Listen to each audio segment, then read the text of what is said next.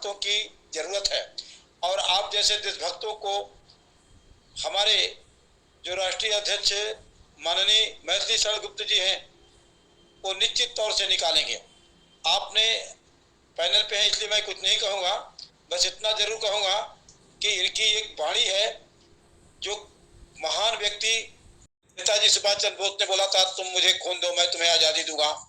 आज उसी जज्बात में वही पैशन, वही तेवर आज खुल करके सामने आ रहा है और ये धीरे धीरे ये तेवर बढ़ता ही जाएगा। क्योंकि आप जैसे लोग जब साथ में होंगे, जब उनके सामने बहुत सारे हिंदुस्तानी थे, तभी तो उन्होंने बोला था तुम मुझे खून दो मैं तुम्हें आजादी दूंगा। तो आज मैथिली शरण जी कहते हैं कि आप अपराध मुक्त भारत मिशन से जुड़े, मैं आपको अपराध मुक्त भारत दूंगा, मैं टैक्स फ्री भारत दूंगा। महोदय जी, बहुत कुछ मिलने वाला है। मैं वाकई में आज धन्य हो गया सर की बातों को सुन करके। इस तरह का स्पीच और इस तरह की मानसिकता और इस तरह का मॉडल आजादी के बाद अगर किसी ने लाया तो वह है माननीय मैथिली शरण गुप्त जी।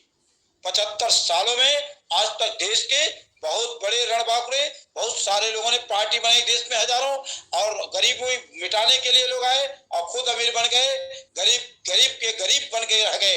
लेकिन मैथिली शरण गुप्त जी किसी को नहीं कह रहे हैं कि हम आपको अमीर बनाएंगे, वो कह रहे हैं कि मैं आपको स्वस्थ भारत दूंगा, टैक्स फ्री भारत दूंगा, महापरिवर्तित भारत दूंगा। अब जब महापरिवर्तित है तो निश्चित तौर से जो दलित नारायण है वो भी अच्छे हो जाएंगे।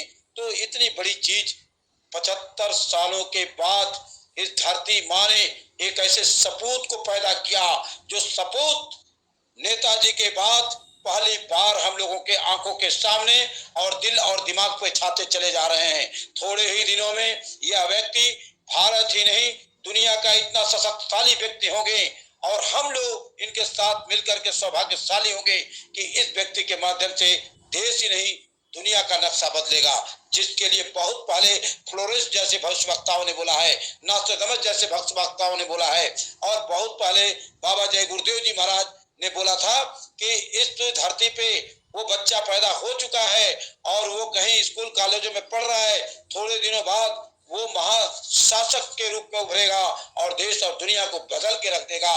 कहीं वो व्यक्ति मैथिली शरण गुप्त तो नहीं है?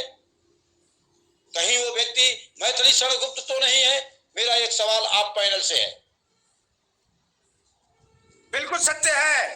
मैथिली शरण गुप्त जिंदाबाद जिंदाबाद। आपने वास्तव में अपनी पैनी निगाह से और आध्यात्मिक दृष्टिकोण से ये बात कही है, कोई चापलूसी में या कोई किसी को खुश करने के लिए आपने नहीं बोला है, ये आपके दिल का उद्गार है। और जब दिल बोलता है तो भगवान बोलता है, और भगवान जो बोलता है वो सच ही बोलता है, झूठ कभी नहीं बोलता है। और मेरे ख्याल से इस पैनल में जुड़े हुए 44% लोग हैं